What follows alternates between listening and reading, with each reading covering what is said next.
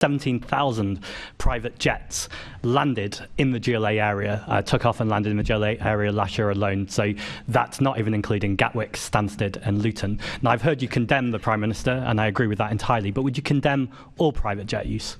I accept there may be circumstances where somebody may need to use a private jet. But the point I said in my substantive answer remains, there are alternatives available, including commercial flights. And people should consider the alternatives, particularly when we know the carbon footprint of private jets is so much greater than commercial lines and other alternatives as well. Can I ask you for an example of where someone should be using a private jet? A private jet to London to Paris. The Eurostar is fantastic. Other brands aren't available, I'm afraid, in relation to trains. But London to Paris is a good example where actually, by the time you've got to the airport, they do tend to be outside London, by the way, the Stansteds, the Lutons and so forth.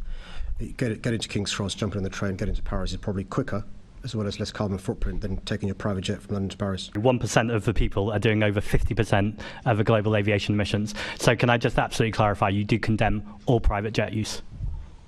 No, I think I just said I can appreciate there may be exceptional circumstances. And what would be an exceptional circumstance? I mean, if we're condemning the Prime Minister, that's a fairly important job, and I agree with that. What would be the exceptional circumstance where someone needs to take a private jet rather than take the Eurostar, for example? Well, there could be exceptional circumstances because of a time of day where the person's got to get to a destination for something that can't be met by commercial So airline. the time of day is more important than the climate emergency? Well, we're given hypotheticals, for example. Well, no, it's not hypothetical. Yesterday, the scientists said that we're going to breach 1.5 degrees. That's not hypothetical. So why should anyone be using a private jet use when we're in a climate emergency? I think the question is, am I in favour of banning private jets? And the answer is no.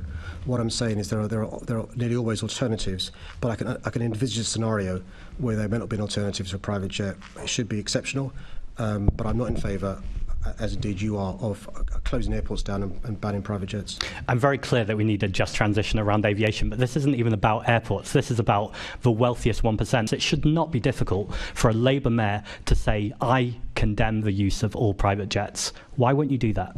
I've been quite clear in my answer. I'm happy to read it out again in relation to my views on the use of private jets, what I'm unwilling to do. I think you've been very clear that you stand with the 1%, Mr Mayor.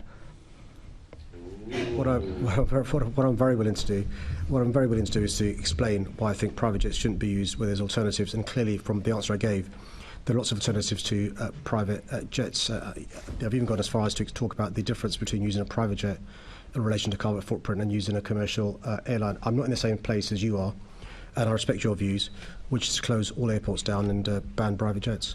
That is not my view, but I would ban private jets within a second. I've heard you very clear. The answer is very clear. The 99% of Londoners will have heard the Mayor's answer very clear. Thank you.